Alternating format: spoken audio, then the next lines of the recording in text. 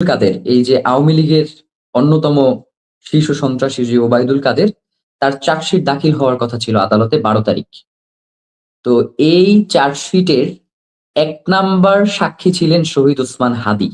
১২ তারিখে যেটা দাখিল হওয়ার কথা ছিল, যেই দিন ওসমান হাদীকে গুলি করা হয়েছে। এই পুরো ব্যাপারগুলোর কোনো উল্লেখ এই চার্জশিটের মধ্যে নাই। না মানে রাষ্ট্র মানে কেন অসহযোগিতা করবে? রাষ্ট্র তো ধরেন কোনো রাজনৈতিক রাষ্ট্র না। রাষ্ট্রের কোনো রাজনৈতিক সুবিধা-অসুবিধা নাই এখানে।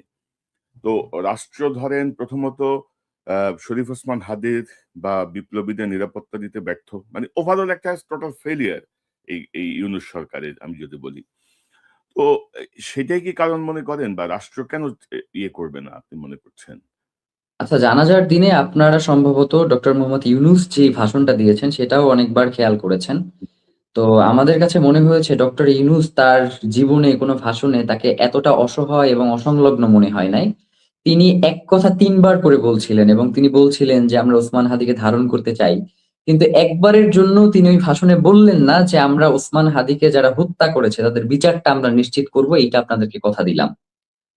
মানে রাষ্ট্রের যখন সর্বোচ্চ পদের ব্যক্তি যিনি, তার পক্ষ থেকে যখন আরকি শুধুমাত্র ধারণ করবার কথা বলা হয়, বিচারের ব্যাপারে তার কোনো কথা থাকে না। তখন আসলে সেই ক্ষেত্রে একজন সাধারণ জনগণ হিসেবে আসলে রাষ্ট্রের কাছে আমরা কতটা অসহায়, এটা তো আসলে তার বক্তের মধ্য দিয়েই প্রকাশ পায়।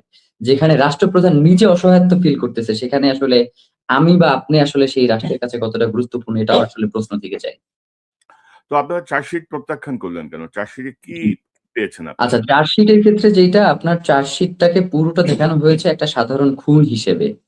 মানে রাস্তাঘাটে যে বিভিন্ন ধরনের কোন্দলের মধ্যে যে খুনগুলো হয় না?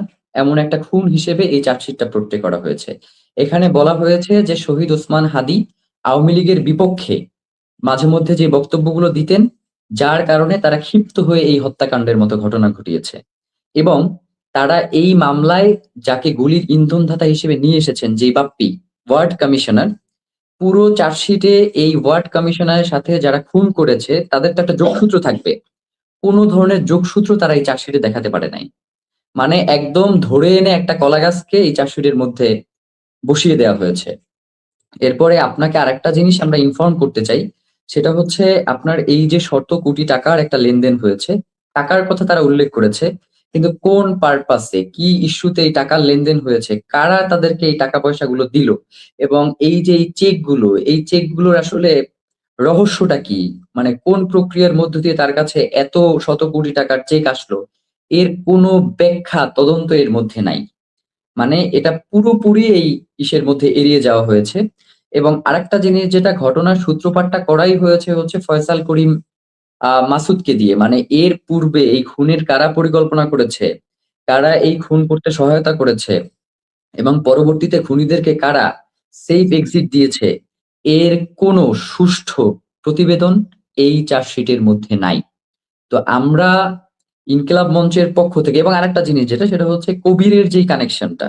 এখানে মামলার একজন অন্যতম আসামি যে কবির, যিনি গ্রেফতার আছেন, তাকে শুধু খুনি প্রক্রিয়ায় জড়িত থাকার ব্যাপারে গ্রেফতার করা হয়েছে। অথচ এই কবির কিন্তু আমাদের ইনকিলাব কালচারাল সেন্টারেও এসেছেন এবং তাকে এই প্ল্যানের কোনোভাবেই অংশ করা হয় নাই। তো এটাকেও আমরা প্রচন্ড সন্দেহের চোখে দেখি যে তাদেরকেও একটা আড়াল করবার একটা প্রচেষ্টা করা হয়েছে। আবার আরেকটা জিনিস আপনি দেখেন, ফিলিপের যেই ২ জন সহযোগীর কথা বলা হচ্ছে, যাদেরকে পুলিশ গ্রেফতার করেছে, এখন পর্যন্ত এই সহযোগীদের কাছ থেকে কোন ধরনের তথ্য তারা বের করতে পারে নাই যে এই আসামি দেশে আছে নাকি বিদেশে পালিয়ে গেছে।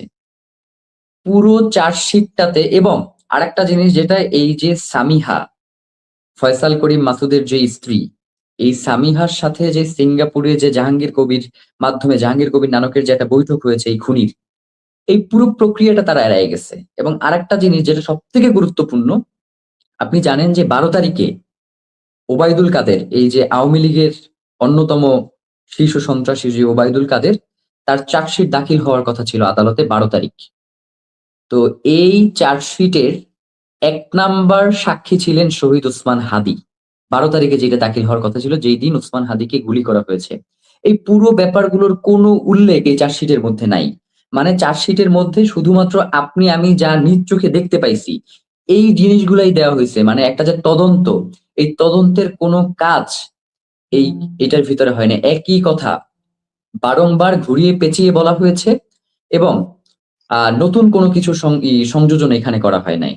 মানে পুরো প্রক্রিয়ায় কারা পিছনে রয়েছে, কারা পিছন থেকে ইন্ধন দিচ্ছে, এখন পর্যন্ত কারা এই ঘটনাকে ভিন্ন খাতে প্রবাহিত করার চেষ্টা করছে, তাদের ব্যাপারে কোনো আলাপ এই চার্জশিটের মধ্যে নাই। যার কারণে আমরা মনে করি যে বাংলাদেশে শহীদ ওসমান হাদী শুধুমাত্র একজন ব্যক্তি নন, তিনি একটি প্রতিষ্ঠান। তিনি ইনসাফের লড়াইয়ের, বাংলাদেশের স্বাধীনতা সার্বভৌমত্বের প্রতীক। তার এই হত্যাকাণ্ডের যদি সুনির্দিষ্ট সুষ্ঠু বিচার না হয়, তাহলে বাংলাদেশে আগামীর দিনে কেউ এই ইনসাফের লড়াইয়ের জন্য, স্বাধীনতা সার্বভৌমত্ব রক্ষার জন্য, সীমান্ত সুরক্ষার জন্য আর কেউ এগিয়ে আসবে না। এই মামলাটা যদি কোনোভাবে হেলায় ফেলায় একটা সাধারণ মামলার মতো হয়ে যায়, তাহলে মানুষের যে বিশ্বাস, মানুষের যে আশা আকাঙ্ক্ষা তার বাংলাদেশ নিয়ে, সেখানে সেটা পথভ্রষ্ট হবে এবং তারা আশা হারিয়ে ফেলবে। যার কারণে আমরা ইনকিলাব মঞ্চ এবং তার পরিবার মনে করছি যে কোনোভাবেই এই তদন্ত যেহেতু কোনোভাবেই শহীদ ওসমান হাদীকে যারা খুন করেছে তাদের, এবং আরেকটা জিনিস যেটা সেটা হচ্ছে আপনার যারা খুন করেছে তাদেরকে তো এখন পর্যন্ত গ্রেফতার করে নাই, এবং যাদেরকে গ্রেফতার করা হয়েছে তাদের মধ্যে অনেকে হয়তো দেখা যাবে যে এই ইসের মধ্য দিয়ে বিচারের মুখোমুখি হবেন, কিন্তু আমরা আদালতকে এটাও জানিয়েছি যে শহীদ ওসমান হাদী সবসময় বলতেন যে শত্রুর সাথে ইনসাফ করতে চাই। তো যাতে এই পুলিশের মন গড়া যে চার্জশিট, এর মধ্যে যাতে কোনো নিরপরাধ লোক যাতে এর মধ্যে সংযুক্ত না হয়, তাদেরকে যাতে দোষী সাব্যস্ত না করা হয়, আদালতকে এই ব্যাপারেও আমরা আজকে আবেদন জানাই আসছি। তো এই তো সার্বিক তো এই যে বা- সার্বিক যে একটা ব্যাপার, এই সার্বিক ব্যাপারে আমার কাছে মনে হয়েছে যে রাষ্ট্র তার যে একজন নাগরিকের উপরে যে দায়িত্ব, এবং সর্বোপরি শহীদ ওসমান হাদী তিনি শুধুমাত্র একজন ব্যক্তি নন, তিনি ইনকিলাব মঞ্চের প্রতিষ্ঠাতা, তিনি ইনকিলাব কালচারাল সেন্টার নামে একটি সাংস্কৃতিক আন্দোলন গড়ে তুলেছেন, তিনি ইনসাফের লড়াই করেছেন, তিনি ঢাকা ৮-এর একজন প্রার্থী। সুতরাং তাকে শুধুমাত্র একজন সাধারণ নাগরিক হিসেবে ট্রিট করলে, এবং একজন সাধারণ নাগরিকেরও তো বিচার পাওয়ার অধিকার রয়েছে। বাংলাদেশে একজন সাধারণ নাগরিকের যে সুষ্ঠু বিচারটা পাওয়ার অধিকার রয়েছে, আমরা চাই যে শহীদ ওসমান হাদীর ক্ষেত্রেও একদম একজন সাধারণ নাগরিক হিসেবেও যদি তারা এই বিচারটা যদি করতে চায়, সেক্ষেত্রেও তো পিছনে কারা রয়েছে তাদেরকে বের করানো রাষ্ট্রেরই দায়িত্ব। আমাদেরকে জানতে চাইছে, আপনাকে আরেকটা ইনফরমেশন দেই, আমাদেরকে জানতে চায় যে আপনাদের পছন্দের কোনো এজেন্সি আছে কিনা যারা এই মামলার তদন্তভার নিবে। তো আমরা রাষ্ট্রকে স্পষ্ট জানিয়েছি যে এইখানে তো আমরা কোনো মেয়ে দেখতে আসি নাই যে অমুক মেয়ে পছন্দ হইলো, অমুক মেয়ে পছন্দ হইলো না, আমরা চলে গেলাম।